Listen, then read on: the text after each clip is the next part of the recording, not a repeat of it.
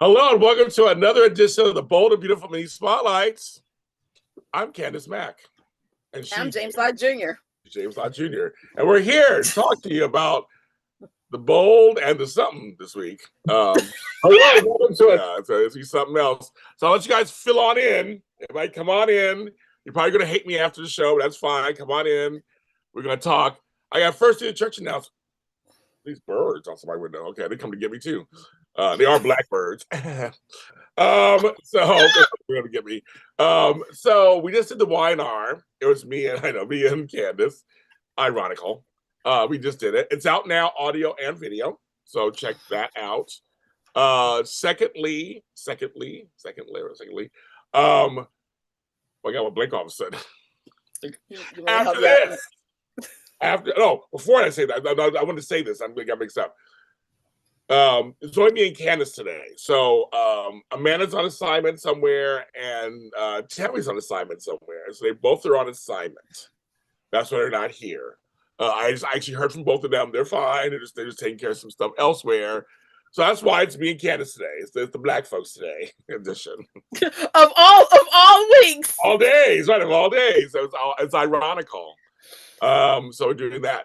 But they'll be back Amanda will be back next week. After this, Van Hansis joins us on the GH Mini Spotlight. Me and Frank, we're very excited about that. So that's at 1 o'clock after that. And after that, Tony Moore and his cohorts talk about Days of Our Lives. I believe they have Teo Pinglis today, I believe. No, they had two separate shows. That's right. Teo was, I think, earlier, or it's going to happen soon. And then they're going to talk about his new podcast. Yes. And then later on is the award-winning, award-nominated, legendary. Because next month they go into the Television Radio Hall of Fame in New York. Yes, folks. Tickets are available. Days of Our Lives on Dish and Days. And all that jazz. Yes, and so you can watch that. Also, my voice all of a sudden is going out. All of a sudden, what's going on? Of all times, to do that. Hi, Marvin. Hello, Marvin. Samantha, Letitia, Kenneth. Also, this tomorrow night is our And Just Like That show, our penultimate episode.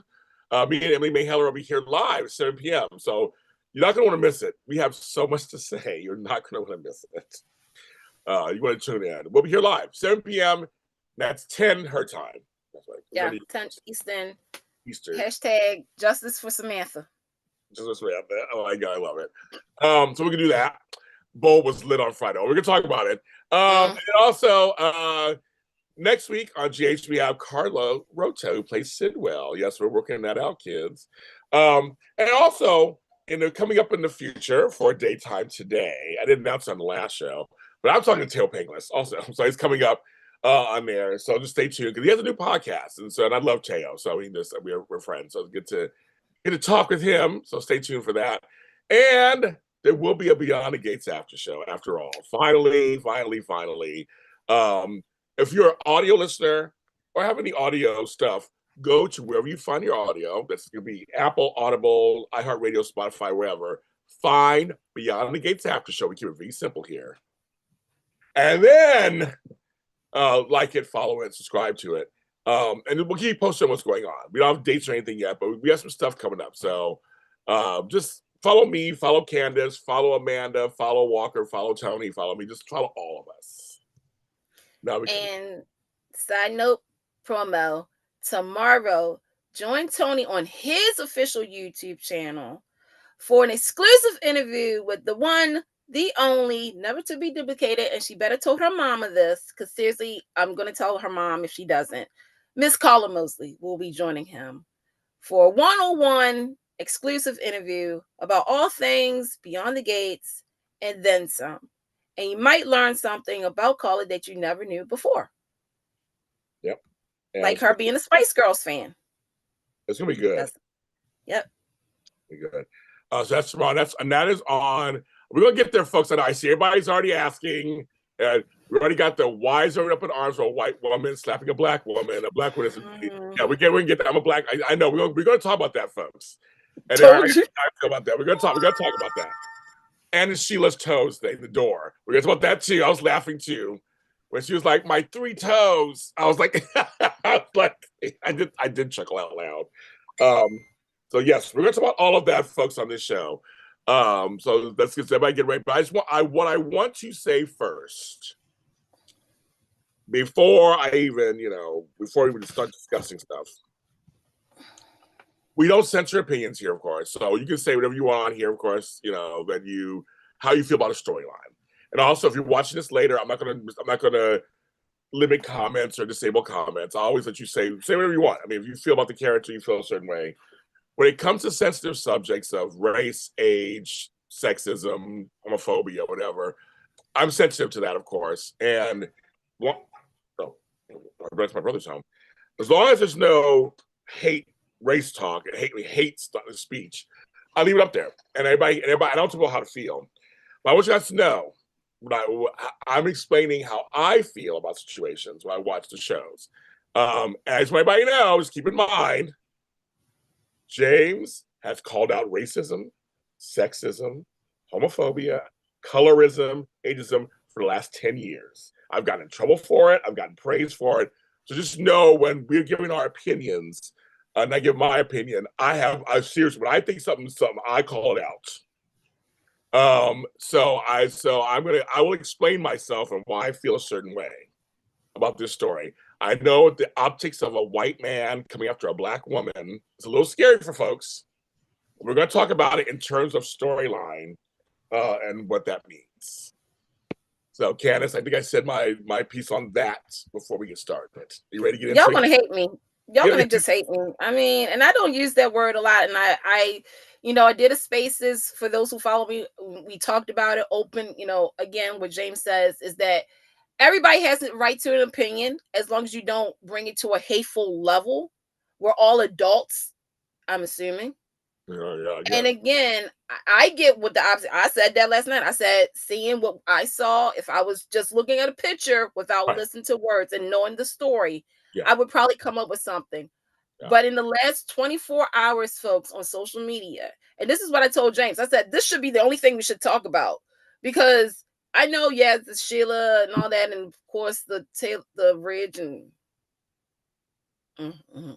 but this one has taken over the whole week. Like those 2 scenes took over the entire week. I'm gonna say this: it's caused a ruckus in the muckus to the point where some actors had to come on social media to kind of defend certain things and shut some of y'all down. Yes.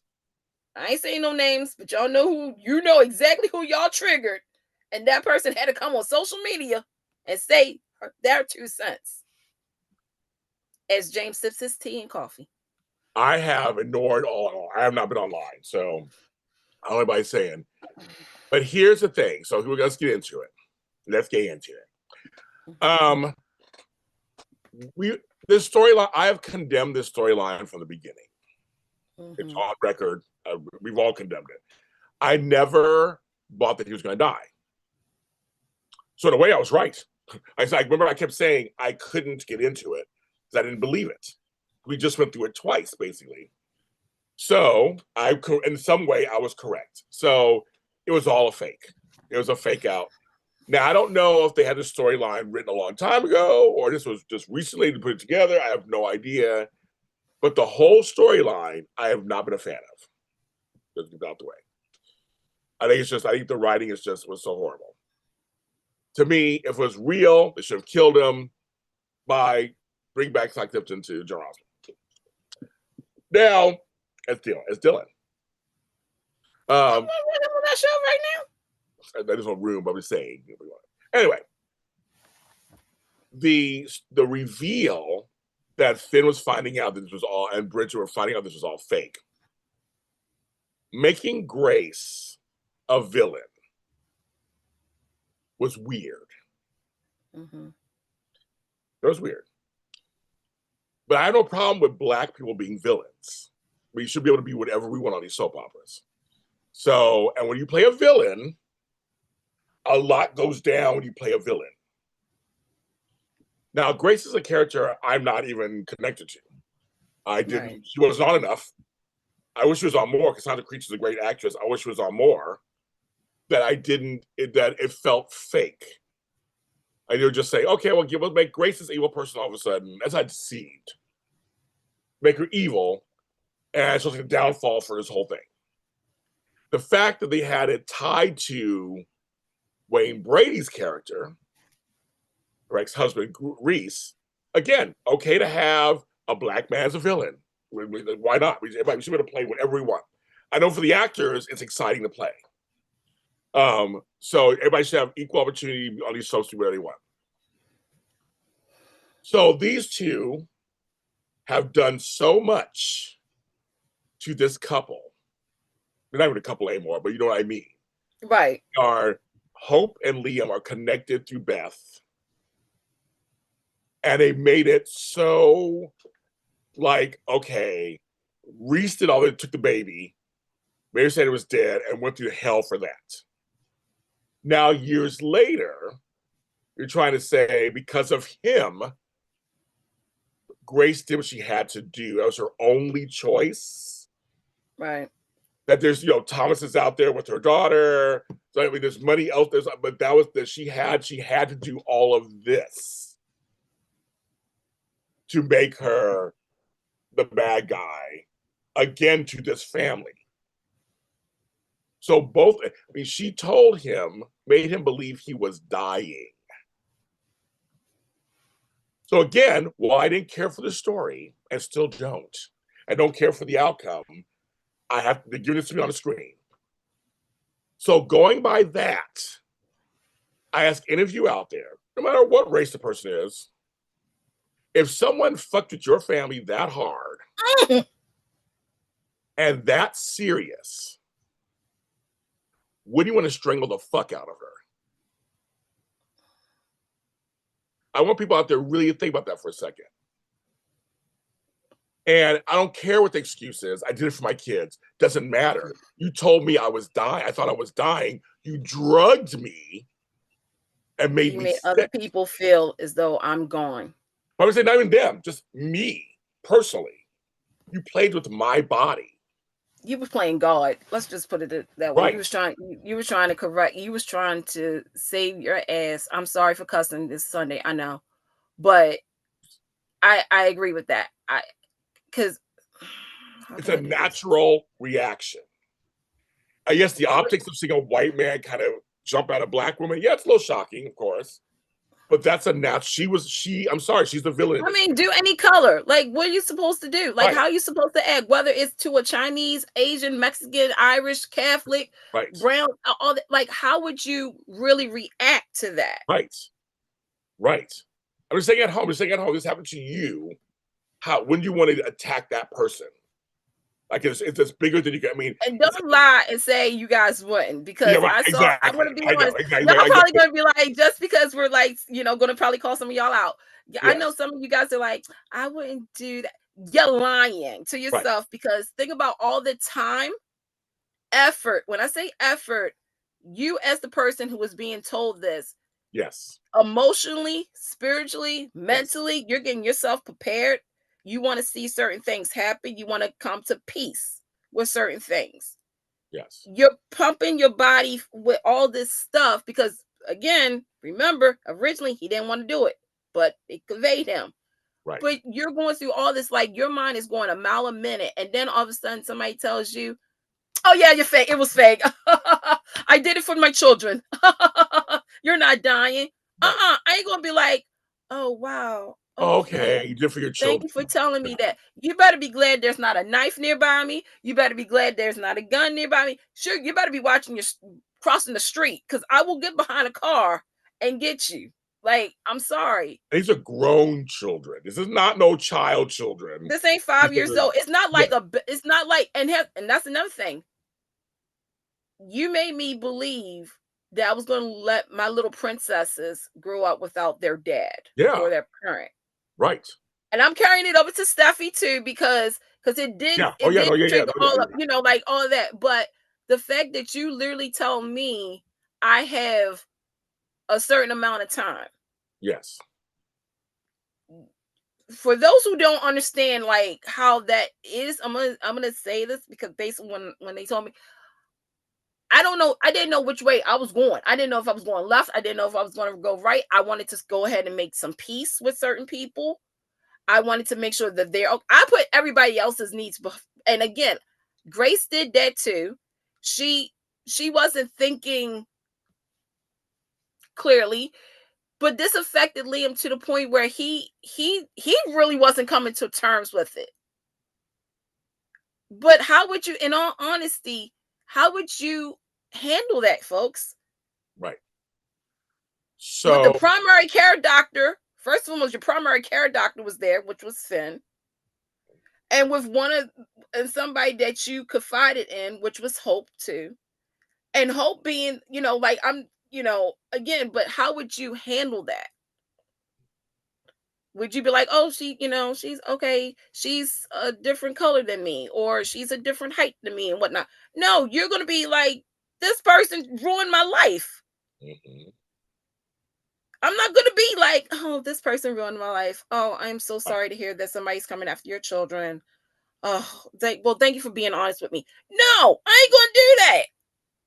And so Jerry, you bring up a really good point. And this is my next point I was going to make with this storyline.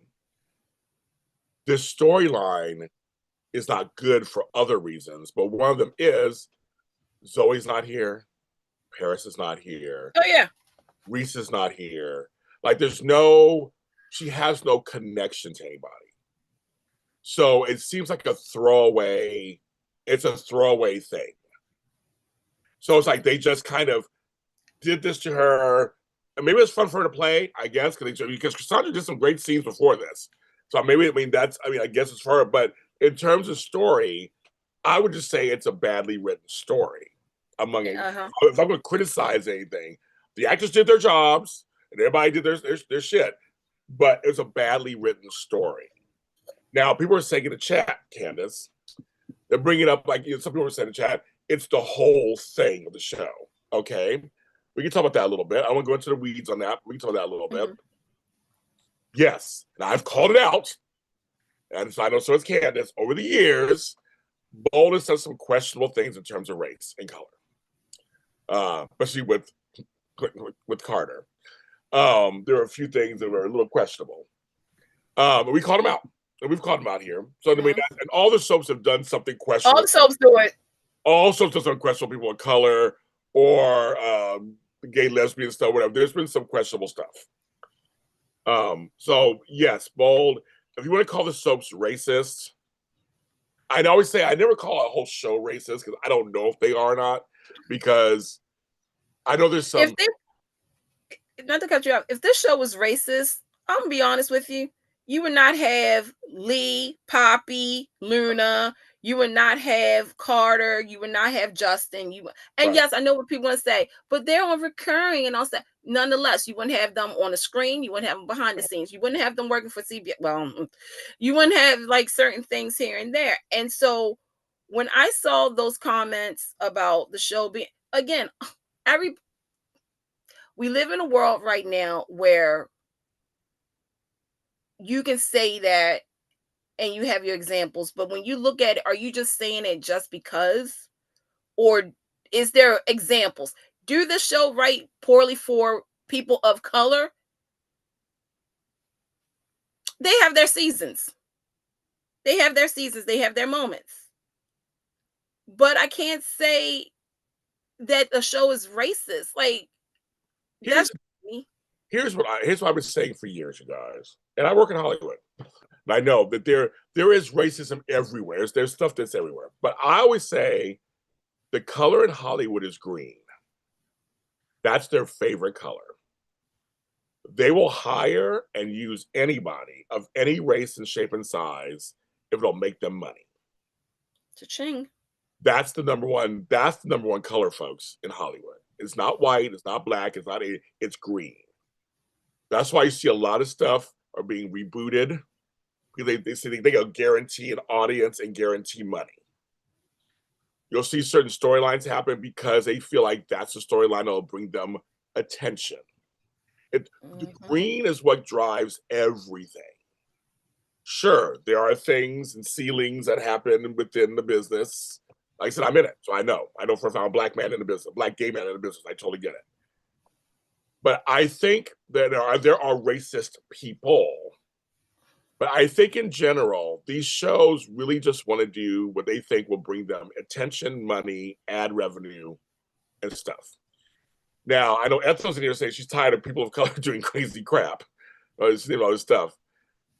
For me, I don't mind it.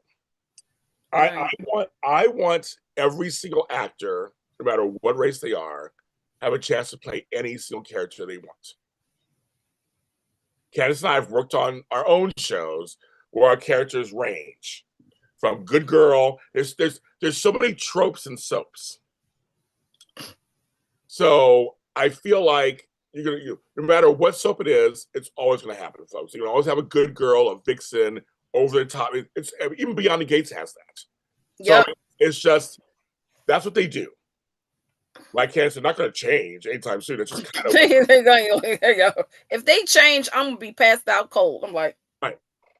So the Italian way. So you guys are saying yes. I said I think sometimes it's just too convenient. It's a little lazy.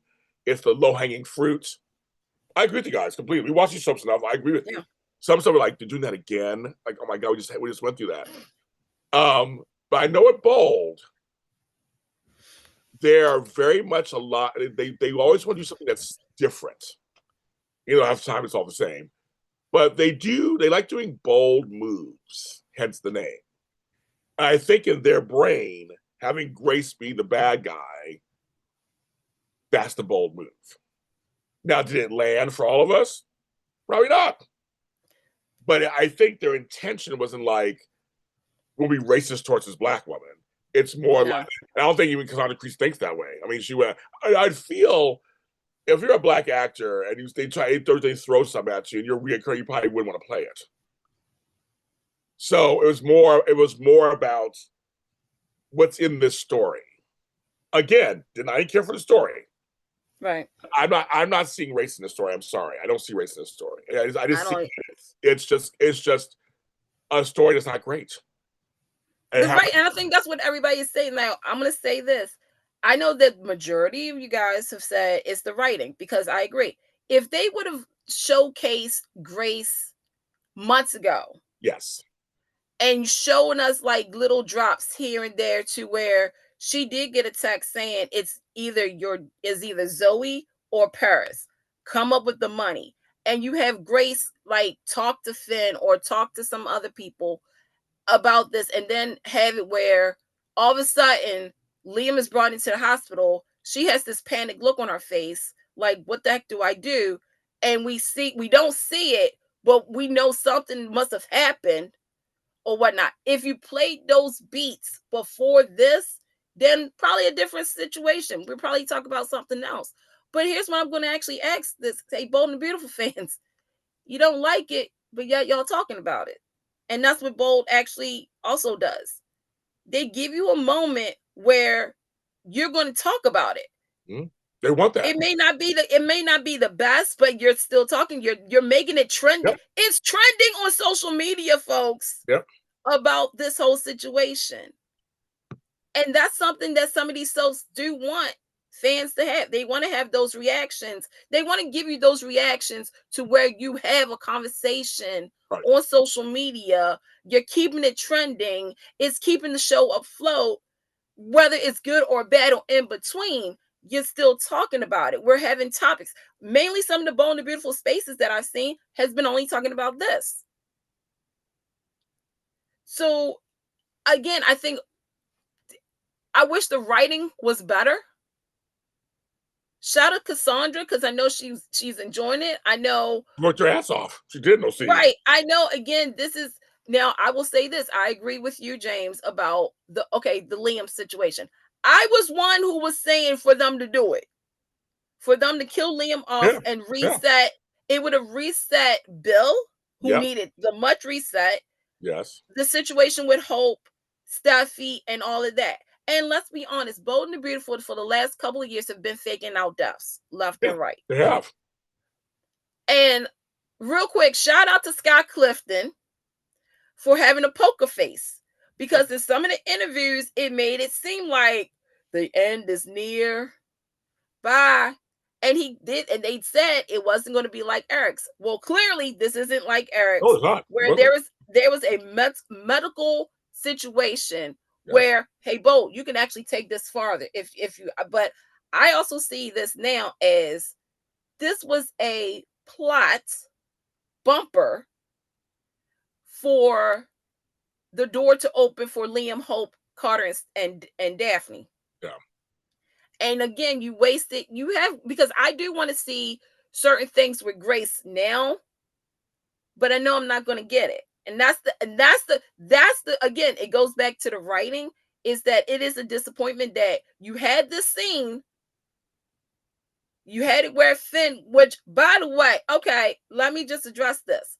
Yes, Finn got mad because this also falls on him. Like, everything that Grace has done, the whole team that's a part of this is going to probably come under review or something like that. I'm well, this isn't General Hospital, but still. There's a scene, and James, I want your opinion about this.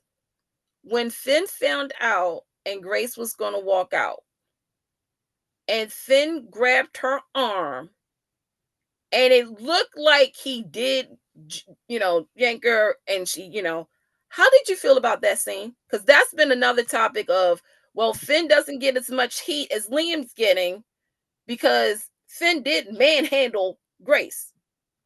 This is wrong. Bitch, you ain't going nowhere. I'm grabbing you. Sorry, kids. I'm like, that's the thing. She's bleeding. Don't tell us. Keep it a secret between us. Don't say anything. No, bitch, you're wrong. I'm part of this family. He's part of that family, whether he likes it or not. Yep. He's part of that family. So he grabbed her.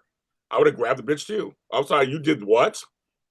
They put my career in jeopardy too, and made me believe that this guy would, because if he thought Lee was going to take over, he had to take. I mean, he's like a stepfather. So it's a Beth, and like some level. I mean, it's kind of like, it's part of the family. They're part of the family. They're all connected. They're all connected. He would have to come in and help assist. And that's just, I mean, yeah, she's with Carter, but say they're all part of the same family. And because we're Grace's sisters together. So it was affecting him too. And a lot of people are shy. They made Finn a hero. Made Finn a hero again. Well, Finn, think about it for a second. Finn's been a hero and Finn's been a victim. He's been both. We actually have to have more well-roundedness with Finn than we've had anybody else. Finn's the good guy in the show, folks. Sorry, that's his role. That's a trope. That's his role. Has he been a little bit messy? Yeah. I will say this, like, let's go back to when we didn't know who the father was. Right. Remember he punched Vinny? Yeah. Y'all remember Vinny? Yep. Then the whole situation of he had a secret when he first met Steffi. And years later, we found out that it was because he slept with Poppy Cakes. Right. They have a kid together. Right. He's the biological son of Sheila freaking Carter, that he can't be around and stuff like that. So he's a little gray, but he is the hero. Like, you're going to have that balance. Because once upon a time, Liam was that. Right. Once upon a time, Rick, once upon a time, Thorne, once upon, damn, wait a minute. But y'all get what I'm saying. But that's the whole point, is that's his role on the show. But he's also a victim. He's almost died a couple of times. Like he's done a lot of stuff. He's been through a lot. He's been freaking shot by his mother. Yeah, hello. So he's been through a lot of stuff. And I just think, again, the anger situation called for it. You're not going anywhere.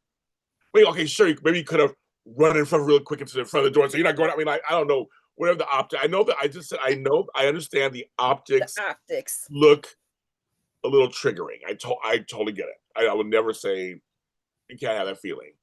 But in context of this show, Black people should be able to play whatever roles that white folks play. And I'll always die on that hill. And secondly, if you want to go about, like I said, I got in trouble for this a while back, but I don't give a shit. I called out the whole Mandingo thing, folks, back the Carter thing a while back, and some folks got mad at me for saying that, and other folks agreed with me. I never thought it was a super racist thing. I think people didn't think about it. There's a difference. They just went, Carter, well, make Eric think he should sleep with his wife. Because if it was a white person, no one would talk about it. I don't think it was consciously. There are things that happen out there that are consciously against Black people. We all know them, folks. There's some stuff on these shows. You go, that's definitely against Black people. That's definitely against gay people. There are certain shows and things out there you can tell it really is. I think sometimes the show completely gets it wrong, and there's times when the writing is bad, and someone should have really thought about that story before they did it. But I always think it's just that it's a race thing initially. But I understand the optics when you see stuff. Several things can be right at the same time, right? You can have a lazy story or a bad story, but also be a story that soaps do. And so the problem is we don't see enough diversity on our soaps. And that's the thing, you know. So come on, James, like your boots on to the next story. Your buddy Ron Julian just said. I mean, to be honest, okay, you want to talk about something that's offensive? Let's go there. Grace. Let's go. Oh, before you do that, I'm gonna say this real quick too, because a lot of people was talking about, you know, Hope smacking Grace. Yes. And Hope shouldn't have done that because Grace is older than her. Let me tell you something. I don't care how old she is. You screwed me over. Your family screwed us over talking about Liam and her for the second time. If we're really going to go there, let's bring in Zoe and Paris, because there's some stuff that they did too. So to me, I didn't, what is they supposed to say? Oh, gee, golly gosh. Like, thank you guys. Because she slapped Flo Joe too. So stop it, y'all. Just please. And by the way, I'm still saying that Cassandra, I need James. We need to investigate this. I really truly believe that scene when Finn grabbed, I really think that was Cassandra tripping over something that wasn't planned, but they kept it. I rewatched that scene a couple of times. I'm like, was that natural? Was that scripted? And before we get to the next storyline, which is also equally as horrible, to have somebody like Ron Julian tell a Black man and a Black woman to stop talking about a Black subject on a soap opera, fuck you. That's all I say about that. And you can leave my channel, Ron. I don't give a fuck. You will not come on my show and tell me when to stop talking about a storyline that I think is important and people think it's important. I'll move on to a storyline when I fucking feel like it. I'm like, that is just rude to me. That is completely rude. He said it. Now we'll go on to another storyline. And I'm going to move on, not to Lee and Sheila. I'm going to go on to the Ridge, Taylor, and Brooke storyline. Do we have to? Because I just ate. Which is also offensive in another way. Can I just do it? Go ahead.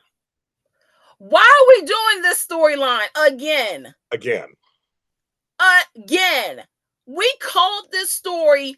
Look, okay. For people who say that Brad Bell hates Taylor Hayes, Forster, Galante, Virginia, Vagina. I don't know. I just made those names up. Again, this is a soap opera where there's characters that is always going to be another character's thorn in the side. Taylor is Brooks. Brooks is Taylor's. I have a problem that, again, you do not take relationships so seriously with this show. Right. My problem is that we've gone through this cycle for over 30 years, folks. I was little when this started. I was a kid. I'm a grown-up now, allegedly. I find it offensive that this is the only thing we can do with both women. With all women of daytime and soaps, this is what we're doing. That there's no consequences, that there's no shame, there's no anything. Why are we still doing? We all knew once Eric, who knows his son, and this is why I stand on that hill of, yeah, Eric is a lot of things. Trust and believe he is. But the one thing he does know is he knows his son. He knows his son is always going to be with Brooke. And my problem is that it played out exactly how I said it was going to play out. once something was going to happen, and then Ridge is going to have this whole epiphany again of Logan. It's always been you. And Brooke is like, it's always been me. I'm the prettiest girl in the world. But then you have everybody else saying the same thing. As everybody loves Brooke. And I look, as a Brooke fan, sometimes I get Brooke love fatigue. And then you got Taylor over there going to look. I can't. Y'all, I'm. Okay. So for me in this storyline, it's offensive. You wasted Jack Wagner. It's offensive on so many levels. One, we know that Jack Wagner's only on for a short amount of time. His other show that he's on, When Calls to Heart, which I do that show, is back in production on their 13th season. Hey, so now. Clearly, he's in Vancouver taking care of that. This triangle is so dead in the water. It's like, it's not, I don't think anybody, I mean, I guess, I can't speak for the chat. But anybody in chat, do any of you really care about this storyline? No. I'll speak for the chat. No. Like, seriously, I feel like we each want him, just put them with somebody and keep them there. This Ridge and Brooke thing, clearly you want them together. Just put them together. Like, and that's it. Why? It's so played out, as Simon Stewart just said, that it's not entertaining. I don't know anybody who's entertained by it. I really don't. I don't know anybody. I really don't. I feel like Bridge fans, they want them together, and then Ridge and Taylor together. Tridge, they don't want the triangle. Like, nobody wants the triangle. And Samantha said earlier, she was agreeing with you, Candice, saying, "Well, we should stop talking about it, right? And now maybe they'll stop doing it." I kind of get it. I agree with you. It's like nobody. They tried that though. Yeah, people still talk about it. People still talk about it. Yeah, I mean, they tried to have Brooke and Taylor to be friends. Loved it. Again, I was fine with it, but they made it where Taylor wanted just Brooke out of the picture so that way she can creep on to Ridge. Same thing when Taylor and Nick was talking. It's like, so Brooke is over there too, and Ridge, and I know how she is. And Nick is like, so you want me to make sure that Ridge is nowhere near Brooke? That's the thing that gets me, is that, okay, we all know that Taylor is not. I need for them to just, and this is not to Catherine Kelly Lane, to Thorsten K and Rebecca, this is not to you. This is not to you. No. But what I'm about to say may cause some. I need for them to be written off the show. I need for them, because to me, it's either you make your final decision and you keep that final decision. This is your end game, decide all. Okay. Because in the perfect world, Candice would actually have wrote that Brooke was with Eric and Ridge would be somewhere gone, and Taylor would find a new man. But we can't have nice things. So I need for them to usher off for a little bit and worry about the next crew, which is the Steffi, the Hopes, the now Liam, because Liam, he didn't die, Finn, and then get a younger set in. Or just go ahead and keep where Brooke and Ridge are the patriarch and matriarch and all that jazz, and stop with this childish game. I'm not trying to be ageist. I'm not, because I know the Golden Bachelor and all that stuff.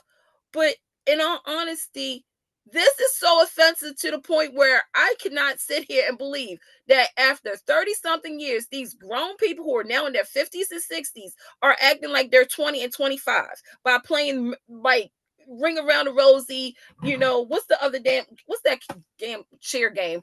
Like all that stuff. It's played out. And I know that Bold and Beautiful is known for this. This is their bread and butter, but I don't like bread and butter that much. Give me a syrup sandwich. It is. Which I actually want right now. It is. Again, I'm the age of these people, so I'm like, no offense to them. But this storyline is too old for them, too young for them. This should be happening with like a Rick or a Thomas or a Liam or a Finn. This is the kind of storyline that should be happening, not with Nick and Taylor and Brooke laying on a boat. I mean, like all that stuff. Yeah, they look good still and all that, but it's pretty people. It's childish. To me, the storyline was too childish. And I know you're on remotes. And again, beautiful Italy. You wasted Italy. Love it. But there's other stories you could have written that was so much more mature and not this crap that we're getting. And Kenneth, I'm with you. Just put Nick and Bridget together and they leave town. That's another thing. Yeah. You literally made this heavy. Again, I have to agree. And then you got how they wrote Katie and Donna. Like, right. Again, poor Donna's going to say, even my husband loves Brooke. I would have such a problem with that. It wouldn't even be funny anymore. But it's like, what are we doing? Bold. No, I'm being dead serious. Brad, right. Casey, right. Lawrence, right. Heather, right. Mark, Adam, all you guys. What are we doing with the show? Right. Because, and then you got Ridge acting like he was supposed to be, I guess he was, I want to say, well, he ain't no Michael Phelps, but what was that? I know. That should have been somebody younger. It should have been a younger set. That to me is what classic soap is. Not saying he should be in rocking chairs, knitting booties and cooking, but I just feel like it's time to go on to another generation in terms of that. And just say after everything, either have Ridge be with nobody or have Ridge be with Brooke. Right. Be with Taylor and stick with it. And then have Brooke go to Bill or somebody else. You know what I mean? Like I'm saying just like the triangle thing, again, this Chad has said it. And I think people who are watching this probably agree with us. This triangle is dead in the water. We're done. Literally, it was in the water. It should have died. Like, yeah, if Young and the Rustlers, because I'm going to use the Young and the Rustlers thing. Young and the Rustlers always had, and back in the day, Ashley, Nikki, Victor. Right. Or Nikki, Jack, Victor. Okay. Right. They came to terms. They came to the place where Nikki and Victor are going to be together. That's the end game. Yeah. For 30 years with Bold and the Beautiful, yeah, it was okay at first because you inserted other people. You gave us time away from the triangle, but it's literally like, okay, Taylor and Ridge and Brooke, Ridge and Taylor, da-da-da. Like on Monday, Tuesday, and Wednesday is Ridge and Taylor. Thursday, Friday is Brooke and Ridge. We're exhausted. You incorporated Nick. And again, there's times where I wish I did not know certain things. I know. Where I would have been like, oh my gosh, like, am I going to get the second, who I believe is Brooke's real destiny, is Nick. But because I knew what I knew, I was like, right. Like, y'all should have saw the meltdown I had when I found out. I was literally like one of my kids in my class. But that's the thing, is that it's a hamster wheel. We're going round and around. At least with Steffi, Hope, and Liam, we got the break. So my question is, how come you could do that for that group, but you couldn't do it for this group? I'm over it. I just need you to make a final decision. Yes, I know Taylor's heart's going to be broken, which means she's going to probably be in the hospital because she got broken heart syndrome. That was stupid. And Jeremy goes, they should go to a country where bigamy is illegal. I mean, that's pretty funny, Jeremy. I'll give you that one. That's pretty funny. Kenneth goes, James Candice, when Brooke saw the light, I was laughing. I did laugh a couple times too. I did chuckle, but not for good reason, obviously. I was just like, okay, we all know where this is going. She fell off the boat. I mean, if they really wanted to go there, they could have did Overboard. And for those who don't know that movie, I don't know what's wrong with you. You shouldn't see that movie. It's a great movie. Okay. That would have been a plot twist where she goes overboard, don't know who she is, and all. Oh my God, that would have been great. But no. They don't do amnesia that much on that show, so I have to give them points. They do it every once in a while, but they don't do that. I mean, the last person that had an amnesia was Liam. It was Liam. Yeah, when he thought Quinn was whoa! Woo! Yes. Okay. Now we have the last like 15, well, like I would say like 10 minutes. Yeah. Now we'll go on to Lee and Sheila and the grandmothers. It reminds me of Liesl and Laura on GH, the grandmothers. So one is funnier. Yeah, I know. So we know Luna, once again, Lee is holding on to her now it's her grandchild niece. And Sheila, I had to say, I laughed so hard. Ow, my 3 toes. I couldn't stop laughing. I thought it was hilarious. They play that toe thing all the time. But it was weird because that room was like, you kind of go in, the curtain was right. Like, why is there a curtain here? I was like, yeah, it's kind of weird. Okay, come on, Lee. It's kind of weird. And then she was like fighting, she's like, and she fell into the thing and she pushed. I couldn't stop laughing. I thought that is hilarious to me. I'll take it because it's hilarious. Because her and Lee get physical all the time. It's hilarious to me. So then she's like, oh my gosh, my granddaughter. And then it was kind of sweet. It was like, there's her granddaughter. It's like her granddaughter's right there. And Lee was exposed. I love it. Poppy gave up on her daughter, folks. Poppy gave up on her daughter. She was like, bye. I'm glad you like this because I'm having a hard pill to swallow because, and I'm going to say this, we did this storyline 2 years ago with Finn. I know. So now Lee and Sheila's supposed to be kumbaya now? I have a problem. I'm really seriously having you know what? Maybe this is Sub Jesus' way of telling me, Candice, it's time. It's time to accept that some of these shows are running out of ideas. My thing is, you have to find a way to keep Sheila. You have to find a way to keep Luna. So I'm the opposite. I'll accept this part. That's fine. I'm okay with this because we know Homegirl plays Luna is filming something she's not on right now. Yeah. So she'll come out of it, and we'll be done with it. We'll be back as business as usual. I like Sheila and Luna. So now when Luna opens her eyes, she has her other grandmother auntie. Who knows what that's going to turn into now? So I am not upset about this. This is one of the few storylines I'm not upset about because it involves, I love Lee, I love Sheila, and Luna's crazy. So I'm like, good. That's fine. I'm okay with this. So for me, I'm okay with it. I'd rather have this than the fucking Bridge and Trid shit. I agree with you, but I think for me, it's like, okay, you have Lee who also can lose her medical license. Sure. We're going to bring, because she's a person of color. Yes. Since that's the topic here. We've done this storyline again, with Finn and stuff. Okay, we include Sheila. Lee and Sheila have history. Yes. My thing is that, okay, you got Luna back. Obviously, this is going to bring Finn in when Steffi comes back. That gives angst. Yeah. What I need to know is this going to make that other set. See, this is the thing. You have Luna, and that's fine for one set. But there's the other set that needs major improvement. And that's electricity, Will, Remy. That's I was going to say CJ, but I forgot there's no CJ.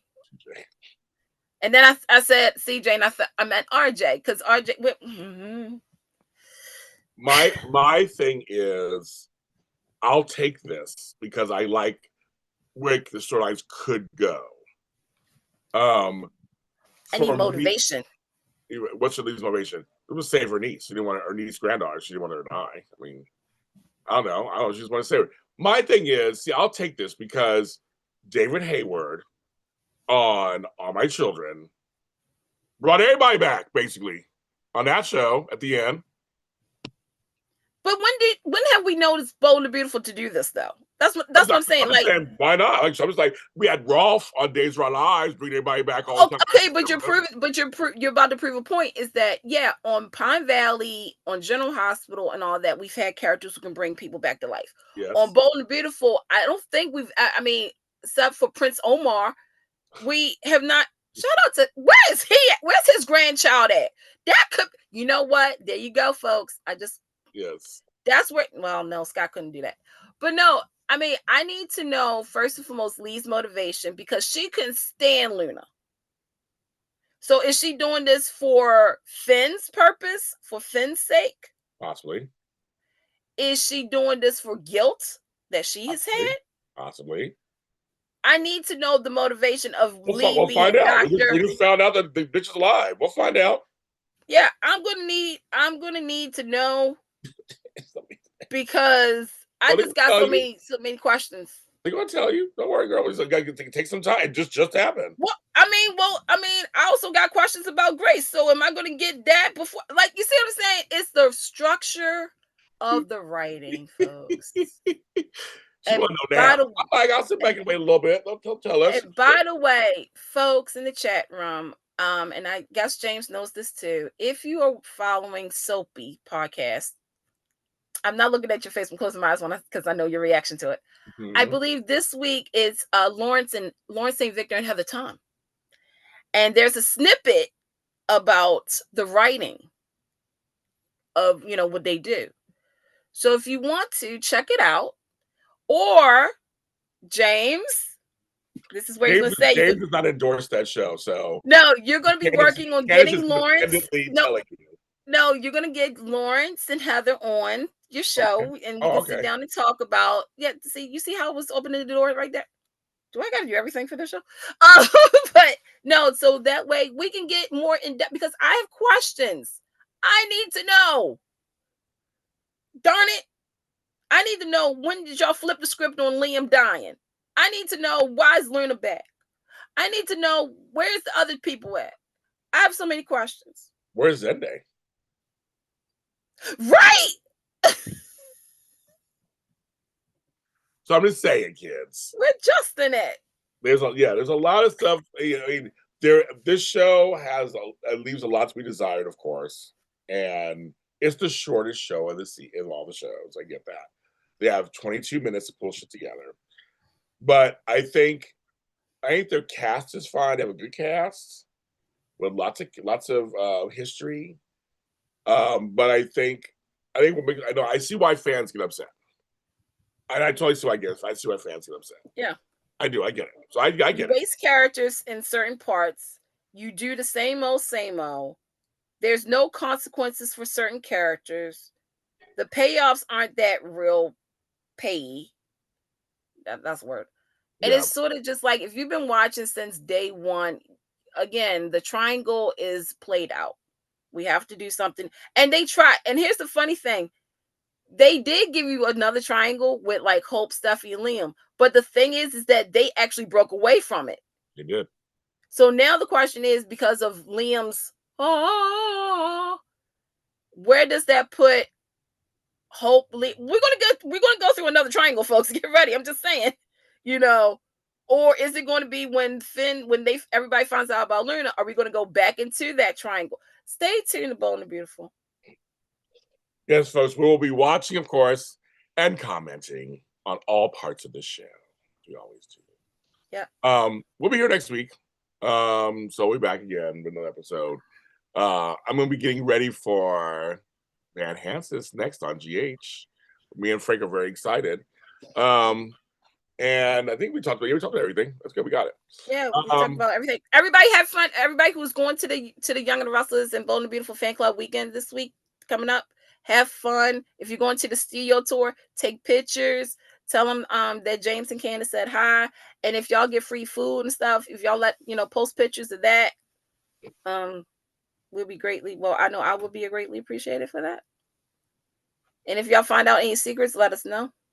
And there's an event happening next weekend that Tammy Govey will be going to. So on Bold and Beautiful Rewind, we'll be talking about it afterwards. And Kenneth Clark, everybody wish Kenneth Clark a happy birthday this Thursday. Happy birthday to you. Hope Bold gets better soon. And you get your bill this week.